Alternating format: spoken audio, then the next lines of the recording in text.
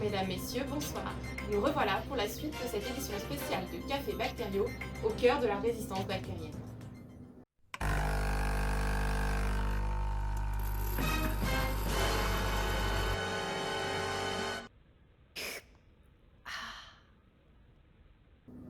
Précédemment, nous avons décrit les phénotypes sensibles des entérobactéries.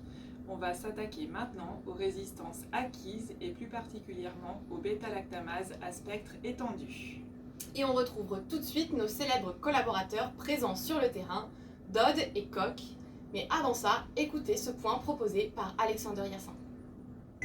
Les bêta-lactamases à spectre étendu ou BLSE, c'est quoi ça ?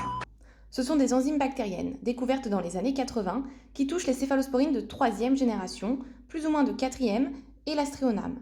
Elles sont généralement sensibles à l'acide clavulanique et ne touchent pas les carbapénèmes ni la céfoxytine.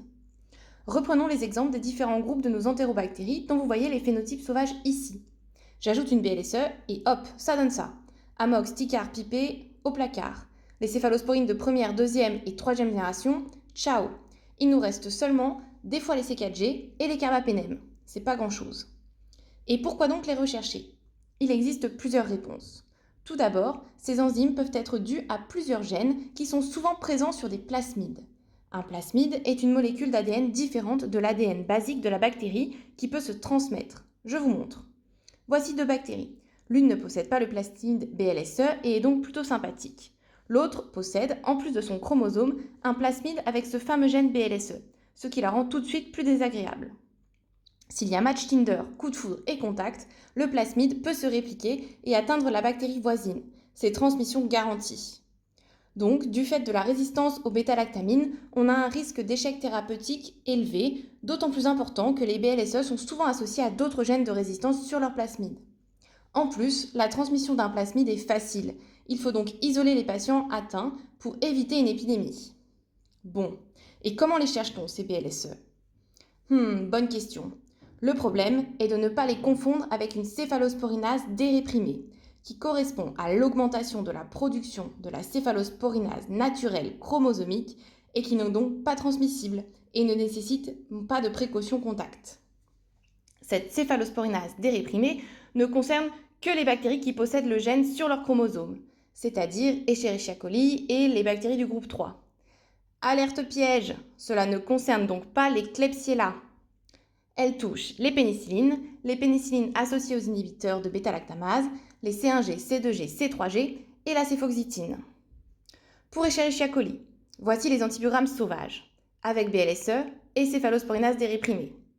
Et pour les bactéries du groupe 3, la même chose, antibiogramme sauvage, BLSE et céphalosporinase. C'est assez semblable finalement, on ne peut compter que sur les carbapénèmes. Donc, comment recherche-t-on ces BLSE et comment fait-on la différence ? On détecte les BLSE grâce à un test de synergie, dit le test des disques rapprochés. C'est basé sur le principe que l'acide clavulanique inhibe les BLSE.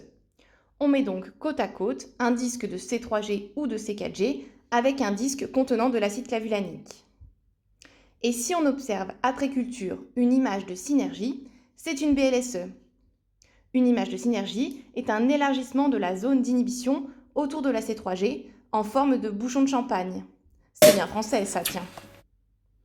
La céphalosporinase déréprimée, au contraire, est inhibée par la cloxacilline et pas du tout pour l'acide clavulanique.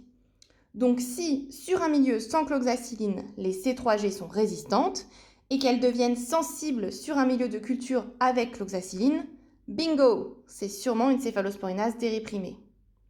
Bien sûr, on fait souvent les deux tests en parallèle avant de trancher, et surtout, une résistance n'exclut pas l'autre. Allez, un petit jeu pour terminer. Qui possède un gène de résistance plasmidique transmissible entre bactéries et nécessitant donc l'isolement des patients à cause de résistance au C3G, au C4G, que l'on détecte grâce au test de synergie ? Vous avez trouvé, c'est une BLSE. A l'inverse, qui est une surproduction d'un gène existant chromosomique appelé AMPC, provoquant des résistances aux pénicillines avec et sans inhibiteurs et au C3G, mais qui sont restaurées grâce à la cloxacilline ? Gagné, c'est la céphalosporinase déréprimée. Bon, maintenant c'est clair. Passons à la pratique. Oui, nous sommes actuellement en plein laboratoire où les bactéries opposent une résistance intense aux antibiotiques. Passons ensemble en revue l'artillerie lourde bactérienne. Ici, vous avez un antibiogramme avec une résistance aux céphalosporinases de 3e génération. On cherche donc à savoir s'il s'agit d'une BLSE ou d'une céphalosporinase déréprimée.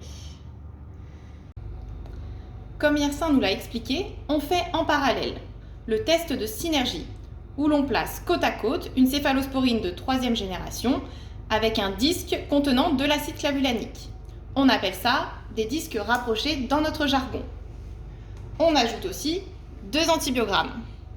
Un sur milieu avec de la cloxacilline et un sur milieu classique. 24 heures plus tard, voilà ce qu'on observe. Une image dite en bouchon de champagne sur un antibiogramme classique et disque rapproché.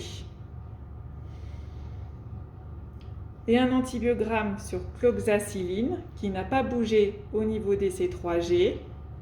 Je conclus donc à une BLSE. Magnifique! Allez, on vous en montre d'autres. C'est tellement varié la bactério. Trêve de plaisanterie, Dodd. On continue. Oh oui, pardon, les bulles, moi, j'adore ça.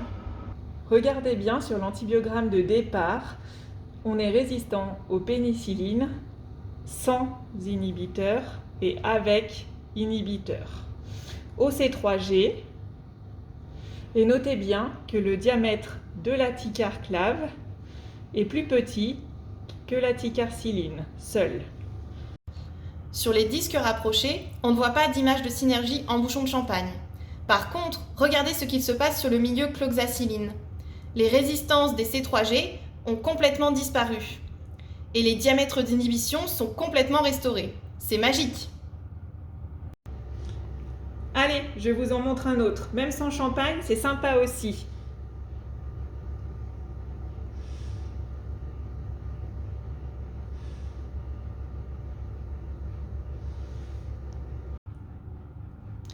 Dernier cas de figure.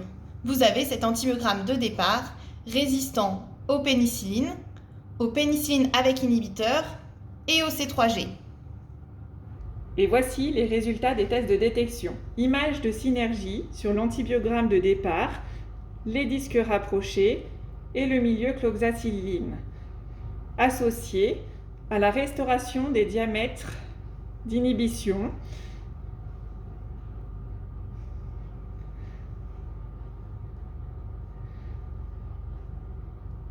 sur le milieu cloxacilline.